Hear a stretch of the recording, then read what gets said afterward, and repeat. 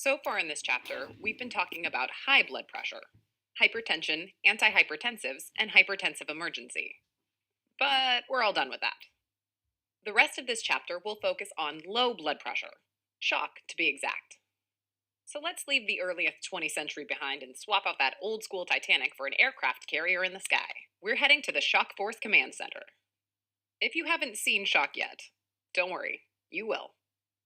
Not only is it a common condition on the inpatient wards, it's also one of the most frequently tested concepts on exams. In this sketch, we'll review the basics of shock, including the clinical presentation of undifferentiated shock, as well as the initial approach to a patient presenting with shock of unknown etiology. In parts 2 and 3 of this series, we'll do deep dives into each of the four main types of shock. Let's begin, as we usually do, with an overview of the basics. Shock is defined as a state of tissue hypoxia due to an imbalance between oxygen delivery and oxygen utilization. At Sketchy, shock is represented by a recurring symbol, the lightning bolt. Perfect logo for the shock force, don't you think? Specifically, tissue hypoxia can be caused by inadequate oxygen delivery to tissues, excessive oxygen consumption by tissues, or inadequate utilization of the oxygen delivered to the tissues. Either way you slice it, the tissues are not seeing enough oxygen. Or as the shock force sees it, the tissues are being terrorized by Hypoxos, the supervillain lord of oxygen. Or lack thereof. That's why he's blue all over. Oh no. Hypoxos has kidnapped a member of the shock force. Looks like he was too much for her fragile constitution to handle. But let the fact that she's passed out remind you that hypotension is the most common manifestation of shock. Notice how she's wearing a blood pressure cuff on her arm? Hypotension occurs as a result of circulatory failure, which is the most common pathophysiologic mechanism behind shock. Shock is initially reversible, but it must be recognized and treated immediately to prevent progression to irreversible end organ damage. As you might remember from path class, there are four major types of shock: hypovolemic, distributive, cardiogenic, and obstructive. Let's check out our first member of the shock force, Aegir, the Norse god of the sea. His weapon of choice? A sponge hammer. Awesome. What are you gonna do? Clean Hypoxos to death? Actually, that might work. I don't know. Aegir represents hypovolemic shock, which results from decreased intravascular volume, represented by his low water tank, that in turn leads to decreased cardiac output, hypotension, and shock.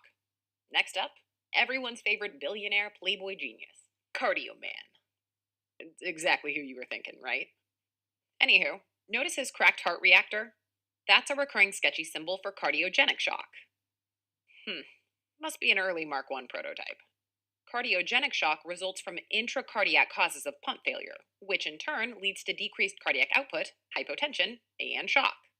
Can you guess who the third member of Shock Force is? Yep, you got it. It's Captain Shield. I assume you guessed Captain Shield. The captain's trademark lightning shield is a recurring sketchy symbol for obstructive shock.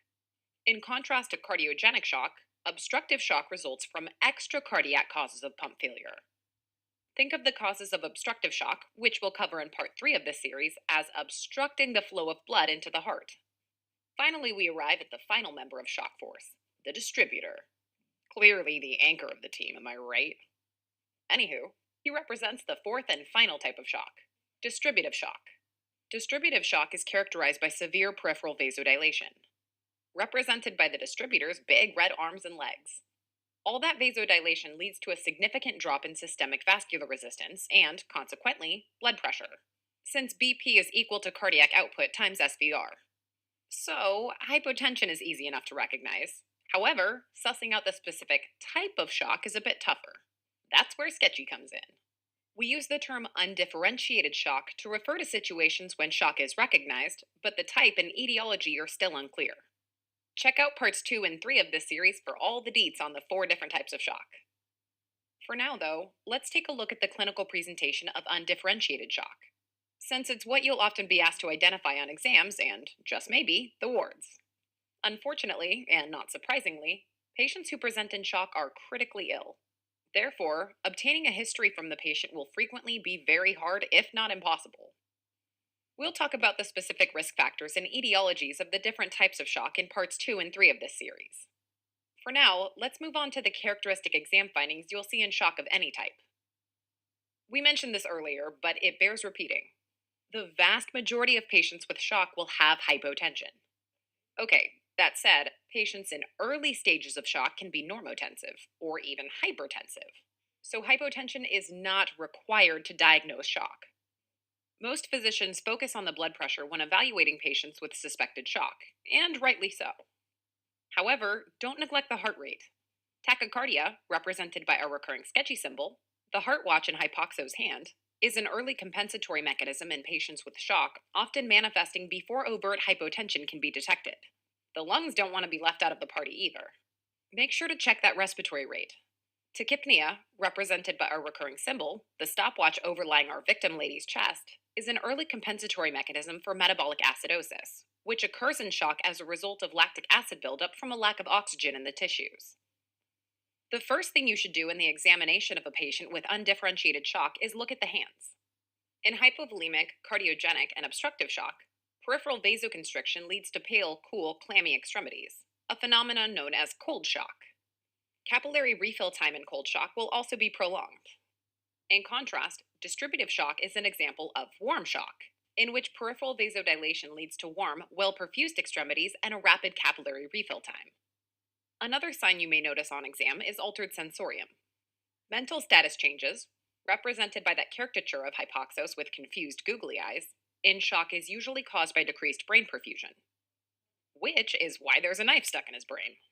Altered mental status can range from agitation to confusion, obtundation, or even coma in its severe stages.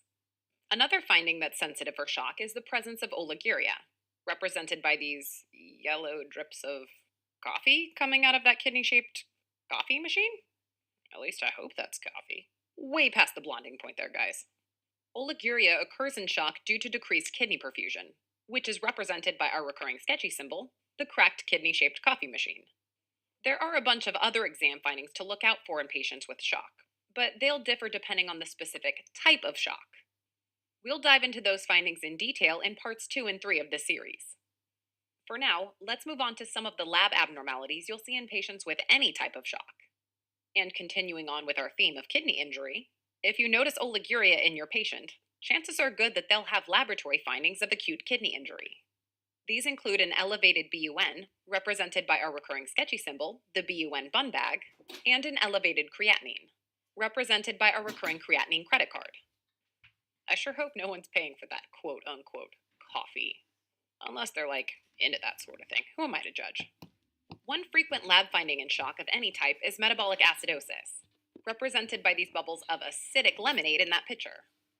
Once again, you sure that's just lemonade in there?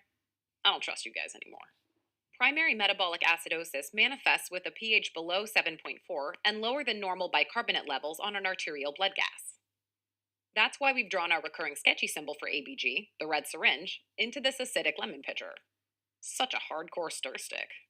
Love it. In shock specifically, that primary metabolic acidosis will be associated with an elevated anion gap, represented by this beware of gap sign. Safety first, shock force.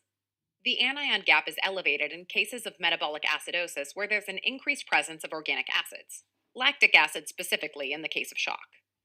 To learn all about how to interpret ABGs, check out our ABG how-to sketch in the fluids, electrolytes, and acid-base unit. Speaking of lactate, we also frequently order levels in patients with suspected shock. An elevated lactate level, represented by this carton of lactate milk way up on the highest shelf, is a sensitive marker for the diagnosis of shock. It's also associated with increased mortality in patients with shock. When it comes to shock, one unique diagnostic test you'll frequently see in test questions, but rarely on the wards, is pulmonary artery catheterization. Also known as the Swan-Ganz cath or SWAN, a PA cath can give us lots of useful physiologic information to help us figure out which type of shock the patient has. Unfortunately, because of how invasive a PA cath is, it's rarely used in real life outside of the ICU. PA caths give us 4 very useful pieces of information: cardiac index, a standardized version of cardiac output, systemic vascular resistance, pulmonary capillary wedge pressure, and mixed venous oxygen saturation. Let's see how each of these values vary in the 4 different types of shock. First up, hypovolemic shock. In hypovolemic shock, the cardiac index may be normal or decreased, depending on the severity of hypovolemia. Since the main issue is a lack of volume, the heart can compensate by jacking up the heart rate to a point. Eventually, the heart just can't beat any faster, and at that point, cardiac output will fall. To help you remember that hypovolemic shock is associated with decreased cardiac output, check out Egear. He's underneath the broken cardiac spotlight, our symbol for decreased cardiac output. Systemic vascular resistance in hypovolemic shock will be increased, which is reflective of the body's compensatory mechanisms for decreased cardiac output. At Sketchy, increased SVR is represented by these tight red shoelaces on Egear's boots. Pulmonary capillary wedge pressure is a proxy for the pressure within the left atrium, which itself is a marker of fluid overload in the left ventricle. As you might expect, then, pulmonary capillary wedge pressure will be low in hypovolemic shock since there's definitely no fluid overload anywhere in the body. To represent low wedge pressure, we've drawn in Egear's small yellow wedge weapon worn low on his body.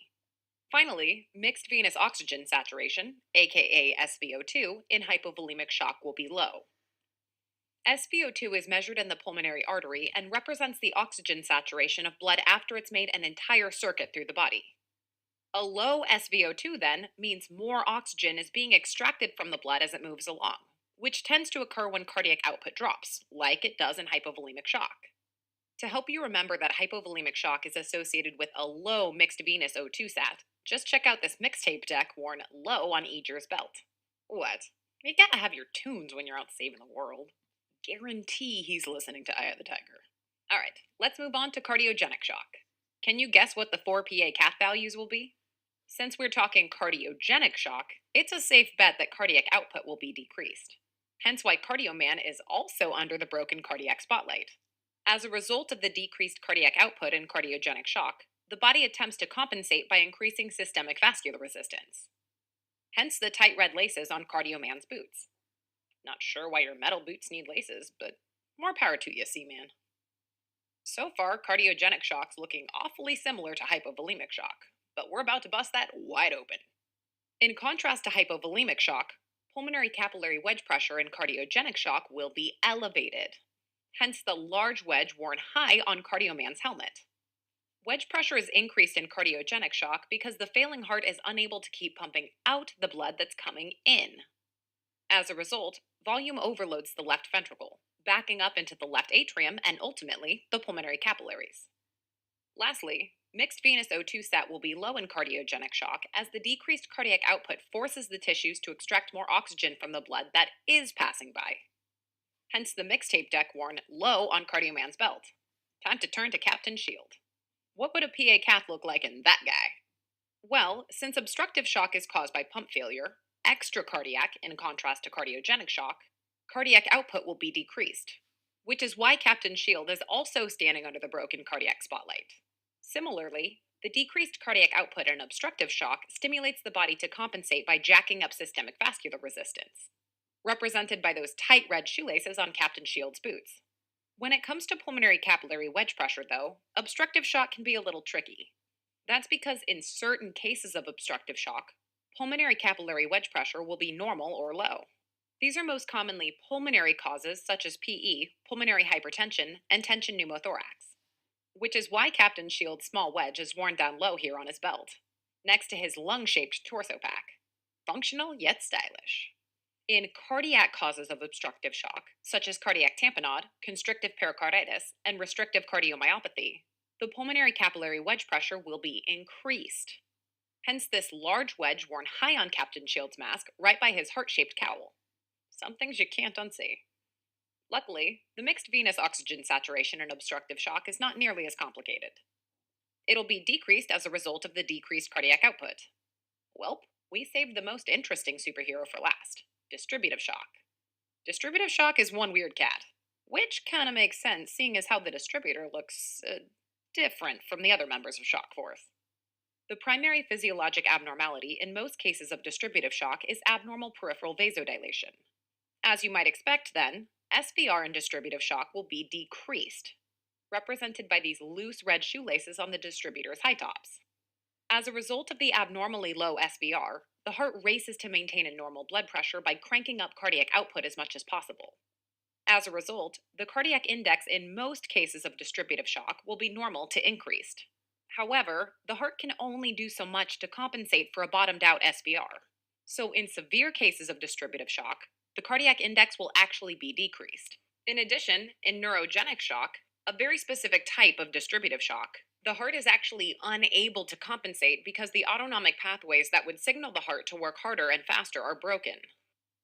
Therefore, the cardiac index in neurogenic shock will also be decreased, which is why the distributor is holding his own comic book, complete with our recurring sketchy symbol for neurogenic shock, outside of the bright cardiac spotlight. Since there's nothing wrong with the heart itself in distributive shock, pulmonary capillary wedge pressure will be normal to decreased, represented by the small wedge worn low on the distributor's belt. Lastly, because of the increased cardiac output in distributive shock, mixed venous oxygen saturation will be increased. Hence the distributor holding his mixtape deck way up high. Apparently, he's the only one who got the memo about psyching yourself up before the big fight. Alright, you've taken a brief history and performed a physical exam on your patient with hypotension of unknown etiology. The labs are cooking. What do you think might be going on?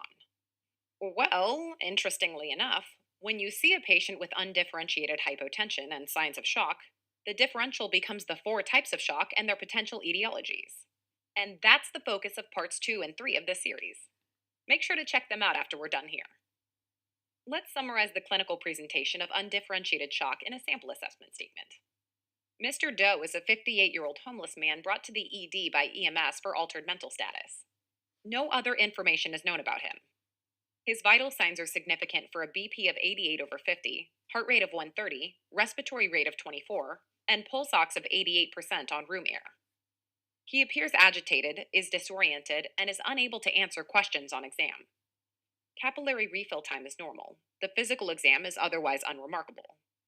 Rapid bedside point of care testing is significant for a BUN of 30, creatinine of 2, normal H&H, pH of 7.2, bicarb of 16, and a base deficit of 12. Based on these findings, I'm most concerned for shock in Mr. Doe. We alluded to this earlier, but it bears repeating.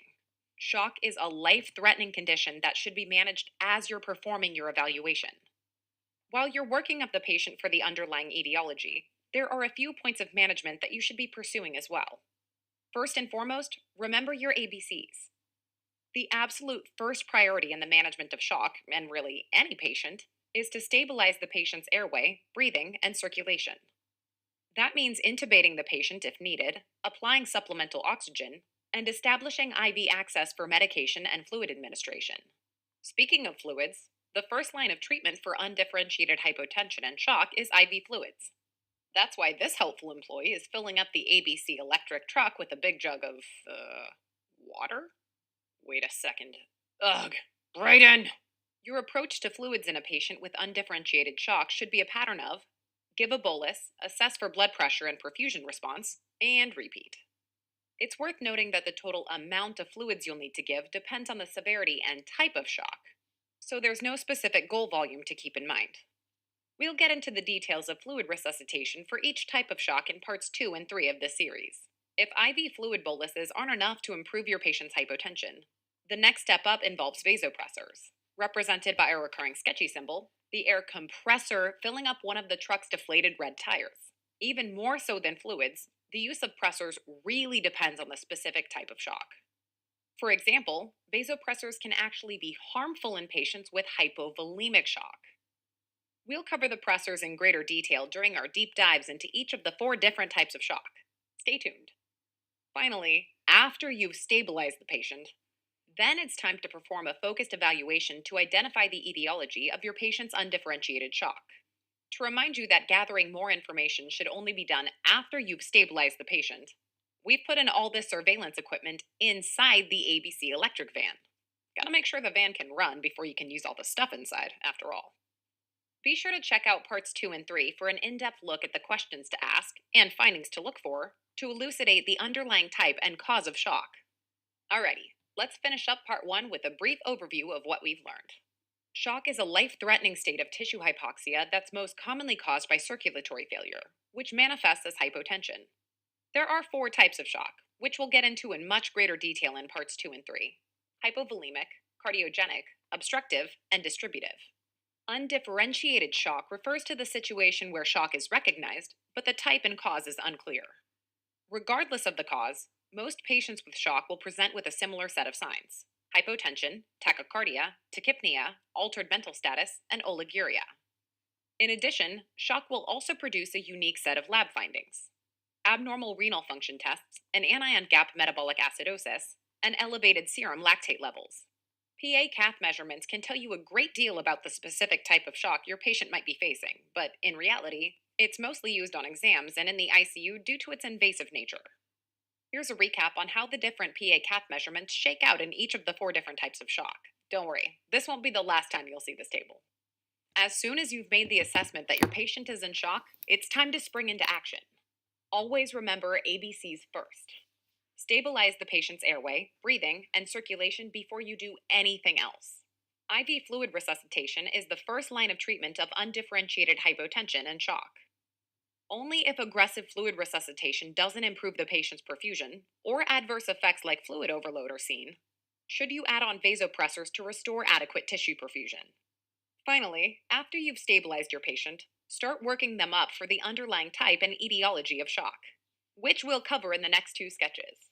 Trust me, you don't want to miss what happens when the shock force heads out from their hover fortress and starts fighting the bad guys.